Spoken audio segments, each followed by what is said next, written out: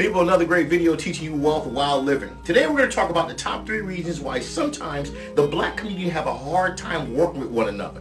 Number 1, we all want to be goddamn leaders. This is a problem, okay? At the end of the day, everybody can't be a chief. Some have to be Indians. And I want you guys to really understand, do you understand there's a lot of multi-millionaires that became millionaires by being followers of the right experienced leader?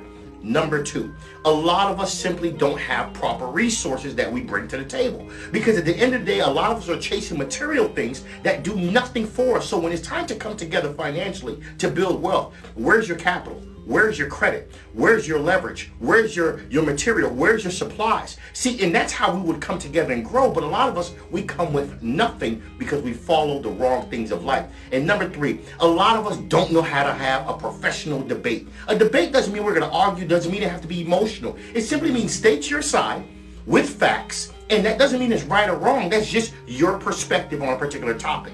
If we could fix these 3 things, the black community could go way further financially working together, because that's how you collectively win in life. Be smart about yourself. Mentor me. None of this changes until we start to circulate our own dollar, right? And so every other community, their dollar stays in-house within their communities for months. Ours change hands maybe one time. I feel like our dollar stay in our community maybe 5 times, maybe 5 minutes, and it's gone. And so you see now, she's telling the truth. What she's talking about is group economics. Black people must practice group economics, because this is what everyone else is doing. Black people will give their money away to these buffer groups because they chose to come to the Americas to undermine black people and deplete the resources out of black communities. But black people still support them. The black dollar does not circulate not even one time in the black community. These other groups, it circulates at least 5 to 10 times before it goes into the hands of a different race. We have to really change what we consider status symbols, right? So like when we reach a certain point, what makes us feel successful is the Benz, is the Balenciaga shirts, is the Chanel bags, why can't black businesses and black brands be that status symbol for us? Why don't I feel just as good in black clothing as I do when I wear Chanel or whomever? So we have to change that completely as what we give value to. We determine what has value. Like, so that $1,000 t-shirt that you buy is not because the t-shirt is actually worth $1,000, but we have said that this brand is worth $1,000. So we have to reconstruct our minds completely in the way that we view each other, because we actually view each other as less than. Like, we talk about how we're treated by white people all the time, but what about how we treat each other? I've literally seen people do or say certain things to me that I've been like, you would have never said that to a white person. You would have never treated a white person like that. So we have to completely reset. We have to completely like retrain our minds as to how we interact with each other. So now my mission is to tell all black people, when you see another black person, I want you to go out your way to compliment them. Go out your way to make them feel good. Go out your way to boost them up, or let them know something good, or give them something to further advance them along. Like, we have to get back to a sense of community, all of us working together. So everybody is on this wave now that we want to build empires, which is great. I love it. None of us are going to do it alone. Like, some of the most major companies in the world, they got to that place by combining with other organizations. So when we start looking at ourselves as we have everything we need, we got the clothes, we got the jewelry, we got the brains, the intellect, we have literally everything we need. But until we start looking at each other as everything we need, nothing changes. But the one thing I do not hear majority of black people say is, when are we going to start building our own? Building our own communities, our own stores, our own bank, just like the Black Wall Street that was in Tulsa, Oklahoma. We have the capability.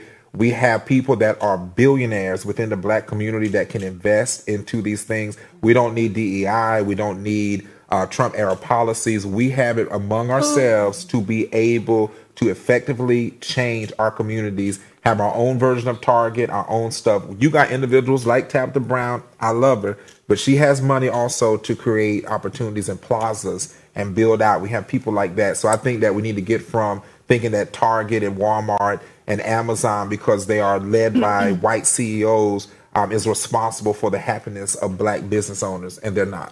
Going into 2025 and the country under new leadership, is there a direction that the Black community should be focused? We have tried everything in our 400-year sojourn, but one thing, and that's unity. In order for us to get freedom, justice, and equality, we need to do what other ethnic groups have done. We are scared of the word separation. And when I say separation, that don't mean separating from others with the intent of hating them. I'm talking about separating with others where we pool our resources together and we begin to do for ourselves what we've begged others to do for us. And we got to stop begging for a Democratic Party or Republican Party to do for us what we could unite and do for ourselves. We have a $1.7 trillion spending power, and the dollar don't circulate for 6 hours in the Black community before it's gone. So we need to create a Black economy which we can handle